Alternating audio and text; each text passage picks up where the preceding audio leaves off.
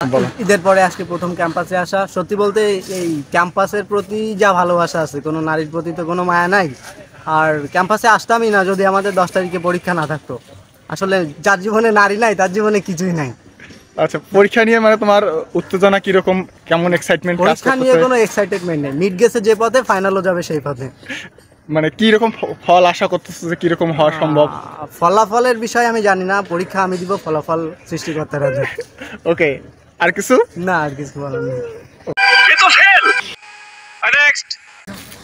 প্রথমে আমি আসলে অনেক দুঃখ ভারাক্রান্ত মন নিয়ে আসছি, কারণ অনেকদিন পর ক্যাম্পাস থেকে চলে যাওয়ার পরে আমার বাসায় একটা গার্লফ্রেন্ড ছিল। ক্যাম্পাসে অনেক বন্ধু বান্ধবী, বিশেষ করে বান্ধবীর সাথে ঘোরাফেরা করার কারণে বিষয়টা আমার এলাকার গার্লফ্রেন্ডের কাছে চলে যায়, যার পর থেকে আমার জীবনে একটি দুঃখ দুর্দশা নেমে আসছে।